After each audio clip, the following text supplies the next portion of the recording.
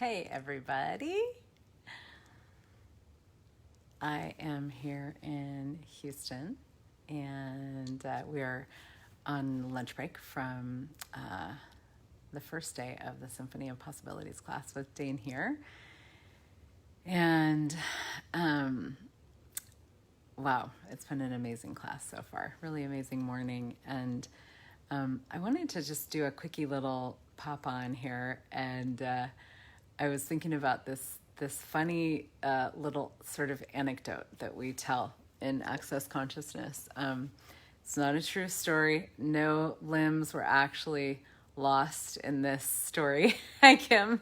But it's a really poignant. It's a really poignant way to sort of. I don't have a lot of words right now, to describe what happens when we basically give ourselves up for other people.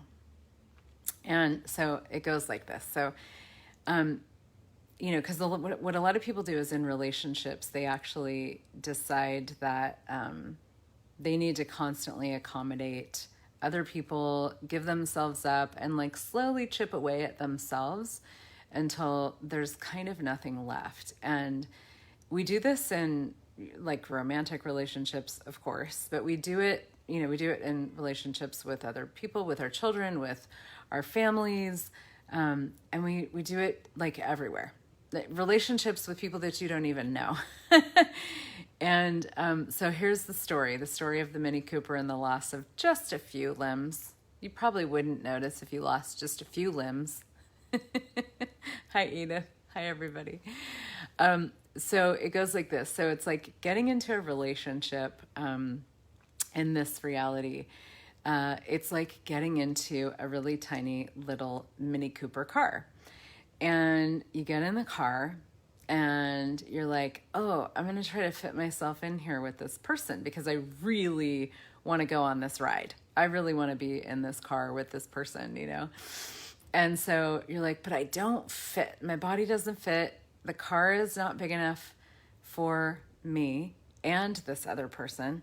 So what I'm going to do is I'm just going to cut off an arm. It's fine. I don't really need that arm. So you cut off one arm and then you're like, oh, I still don't fit. And then you're like, well, I'll just cut off my other arm because I don't really need arms. It's fine. So you cut off the other arm. And then you're like, oh, I still don't fit in this little Mini Cooper called a relationship with this person. So, well, I don't really need my legs. I'll just cut off one of my legs. And then you have one leg and you still can't get in the car. And then you're like, well, I may as well just lop off the other one because I don't really need legs anyway.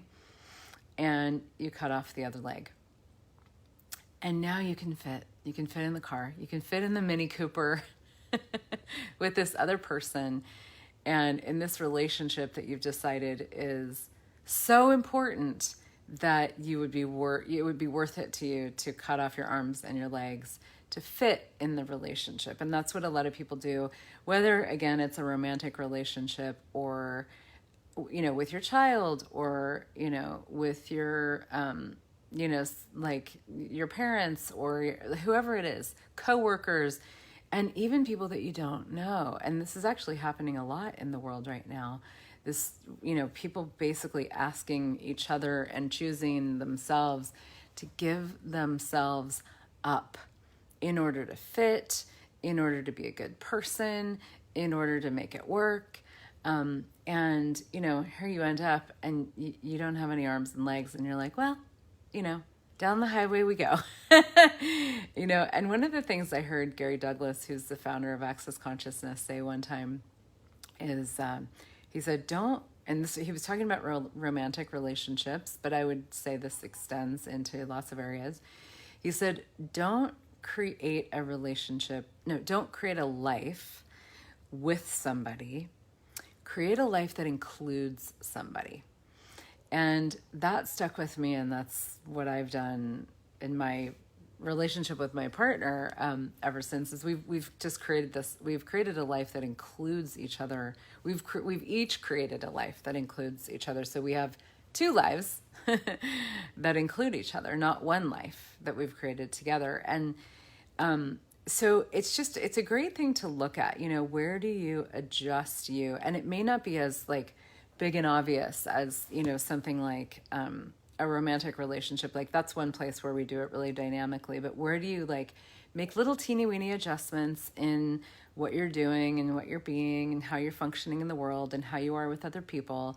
Just it's okay. I don't really need this and I don't really need that. And I don't really need to say this or do this or have this. And you just adjust and adjust and adjust and adjust and make yourself smaller. And what ends up happening is people end up resenting the rest of the world and really actually resenting themselves. And this is called giving yourself up, giving up on you. And there's a real like grace to how we can be in relationships with other people without giving ourselves up. Because the flip side of this is actually, hey, Reshma, the flip side of this is actually, what I used to do a long, long time ago when I was a therapist was like, well, I need to have boundaries, and boundaries are very rigid. Boundaries are like, well, this is where I end and this is where you begin. But that doesn't actually consider the fact that we're all part of oneness, but oneness can be very misidentified if you're like, well, oneness, so I'll give me up and it's fine. It'll, So how do you interact with the world in such a way that there's this real honoring of you? And you're not the first thing to go, the first one to go. You don't cut off your arms and your legs.